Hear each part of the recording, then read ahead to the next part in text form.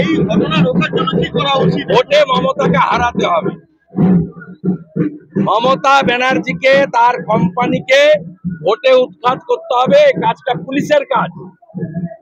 পুলিশকে ক্যাডারে পরিণত করেছে বলে আজকে এই অবস্থা। আপনি ভাবতে পারেন, পূর্ব মেদিনীপুরের এসপি কয়েকদিন আগে 3000 লোক নিয়ে এখানে মিটিং করে গেছে, ঠগি পিসি। এসপি মমতা ব্যানার্জির সঙ্গে ঘুরছে। পুলিশের কাজ নন্দকুমারের এসি সুকুমারদের সঙ্গে বসে বিজেপির কে বিক্ষুব্ধ আছে তার সঙ্গে সেটিং করছে। মহিষাদলের ওসি ব্যস্ত কি করে তৃণমূলকে এখানে লিড পাইয়ে দেওয়া যায়। এসপি রিপোর্ট দিচ্ছে তৃণমূলে কোন কোন নেতা বিক্ষুব্ধ, কে কে কাজ করছে না। ভাইপো হেলিকপ্টার চড়ে 154 জনের মিটিং করতে এসছে গোল্ডেন রিট্রিটে। 4000 পুলিশ, একদিন 1 ঘন্টার জন্য 27 লক্ষ টাকা খরচ। পুলিশ তার কাজ করতে পারে না বলে অস্ত্র, সন্ত্রাসী, মহিলাদের নিরাপত্তা নেই। বাংলা জঙ্গিদের হাব হয়েছে। মানুষ সিবিআই দেখেছে, ইডি দেখেছে, এনআইএ দেখেছে, এনএসজি দেখলো, আর্মি দেখার অপেক্ষায় আছে। এমন কি আছে যে তৃণমূল বারবার লোকাতে চাইছে? বিভিন্ন জায়গায়, সব জায়গায় আছে। ওখানে সিবিআই গেছে বলে পেয়েছে। আপনি হিঙ্গলগঞ্জে গেলে মেহেদি হাসানের কাছ থেকে পাবেন, আপনি মিনাখা গেলে আয়ুব গাজীর কাছে পাবেন, বাসন্তী গেলে রাজা গাজীর কাছে পাবেন, জীবনতলা গেলে শকত মোল্লার কাছে পাবেন। এই পাশেই বাচ্চাতে দেখুন মেরে ঝুলিয়ে দিচ্ছে। ভারতবর্ষে 21-এর পরে 15টা রাজ্যে ভোট হয়েছে। কোথাও হিংসা হয়েছে? কোথাও হিংসা হয়েছে? এই একমাত্র রাজ্যকে জঙ্গিদের হাত তৈরি করেছে। আপনি দেখুন দিল্লির জাহাঙ্গীরপুরের দাঙ্গা, ফিরোজ গ্রেপ্তার পশ্চিমবঙ্গের লোক। আপনি দেখুন বাঙ্গালোর ব্লাস্ট, গ্রেপ্তার দীঘার হোটেল থেকে।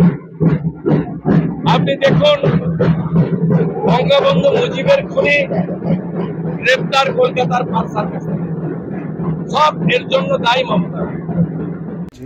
বড় ধরনের কি কোনো পরিকল্পনা ছিল নাশকতা বা অন্য কিছু? না, এটা তো কন্টিনিউ চলে। নাশকতার আবার কি আছে?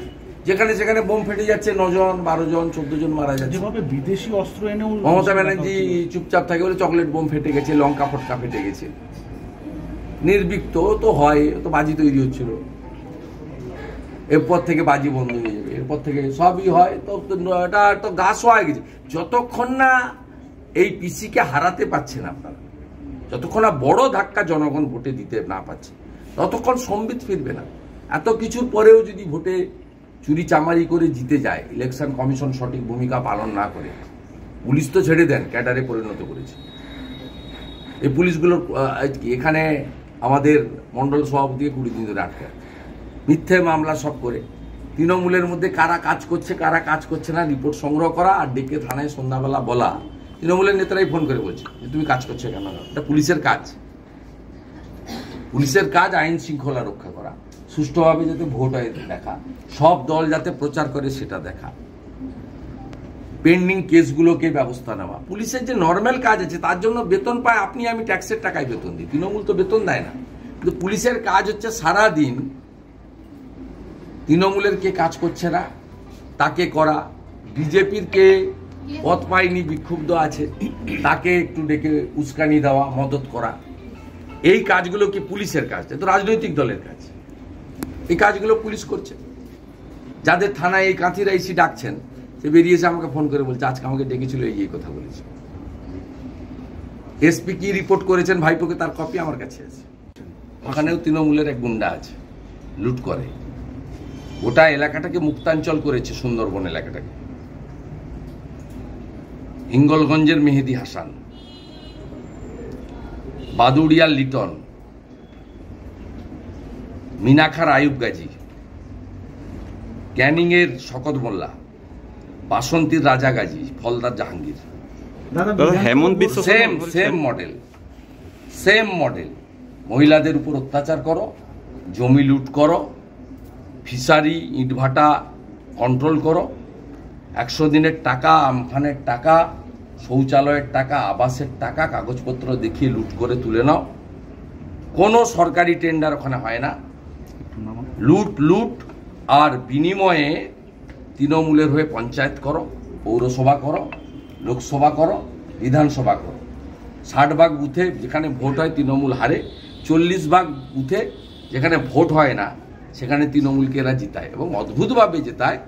900 ভোট পড়লে 890টা ভোট এক জায়গায় পড়ে, মানে মানুষ ভোট দেয় না, ভূতেরা ভোট দেয়। হেমন্ত বিশ্ব শর্মা বলছেন শ্রমিকদেরকে মমতার সভায় যোগ দিয়েছিল বলে দেয়নি বলে হলদিয়ার কারখানায় ঢুকতে বাধা দেওয়া হয়েছে। বাধা দিয়ে দেখুক, 21-এর পরে বাধা দিয়েছিল আইওসি মেনটেন্সের 6 জনকে, কান মুড়ে ঢুকিয়েছে। আজকেও তারা বিক্ষোভ দেখাবে। গৌখালিতে বিক্ষোভ অনেকেই দেখাবে, সন্দেশখালী পথ দেখিয়েছে। 11-র আগে নন্দীগ্রাম যদি পথ দেখিয়ে থাকে, সন্দেশখালীর মা বোনেরা ঝাঁটা নিয়ে পথ দেখিয়েছে। দাদা হেমন্ত বিশ্ব শর্মা বলছেন যে বাংলা এবারে ব্যাপক ফল করবে বিজেপি। আজকে হেমন্ত বিশ্ব শর্মা ওনার বলছেন সঙ্গে বাংলার যোগাযোগ আছে, আসাম আর বাংলা তো আলাদা নয়, এবং তিনি খুব বাস্তববাদী একজন রাজনৈতিক নেতৃত্ব, এবং তিনি তাত্ত্বিক তত্ত্বকথাতে বিশ্বাস করেন না, বাস্তব কথার উপরে দাঁড়িয়ে। তার সঙ্গে বহু মানুষের কানেকশন আছে, কারণ গৌহাটির লোকেরা কলকাতায় আসে, কলকাতার লোকেরা গৌহাটি যায়। এছাড়া একটা বড় অংশের বাংলা ভাষাভাষী শিলচর সহ আসামে বসবাস করে। অসমিয়ার পরে ওখানে অন্যান্য যে ভাষাগুলোতে মানুষ কথা বলতে, তার মধ্যে বাঙালি ভাষায় কথাবার্তা বলা লোকের সংখ্যা অনেক বেশি। দাদা, এবং হেমন্ত বিশ্ব শর্মাজির সঙ্গে আমার অনেকবার কথা হয়েছে, তিনি বাংলাতে কথা বলেন আমার সঙ্গে। তিনি জানেন বাংলায় কি হচ্ছে, কি হতে চলেছে। অস্ত্র রেখে দেয়নি তো কমিশনে নালিশ করছে তৃণমূল। খুব ভালো, খুব সুন্দর সুন্দর বের করছেন, এবং কিভাবে দেশবিরোধী শক্তিকে, রাষ্ট্রবিরোধী শক্তিকে মদত করছেন প্রমাণ হচ্ছে। এই করেই এগরার খাদিকুলের ঘটনা, এই জন্যই আমডাঙ্গার বিস্ফোরণের ঘটনা, এই জন্যই রাজ্যের দিকে দিকে বিস্ফোরণের ঘটনা। এখানে 21 সালের পরে পশ্চিম ভাঙনমারি, খেজুরি এবং নাড়ুয়াবিলাতে বলছে 4টে লোকের হাত পা উড়ে গেল, বলছে না চকলেট বোমে উঠেছে।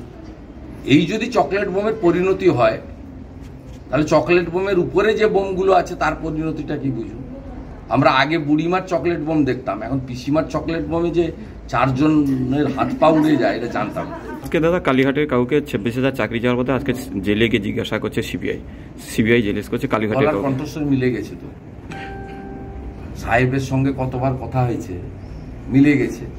এই কাকুই ফোন করে সবাইকে বলেছে যে মোবাইলে যা আছে সব ডিলিট করে দাও।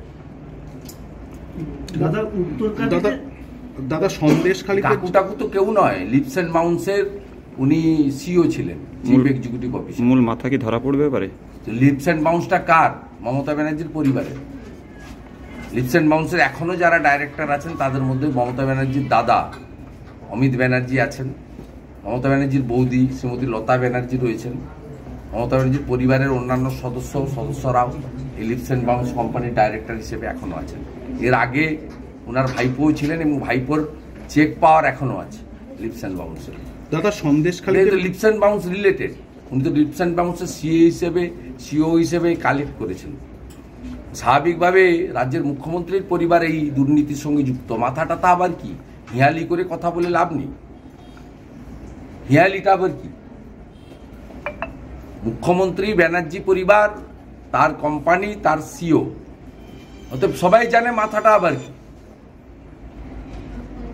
হেমন্ত সোরেন গেছে, দিল্লির মাপলার গেছে, এবারে হাওয়াই ছুটির পালা, আমরা অপেক্ষা করি।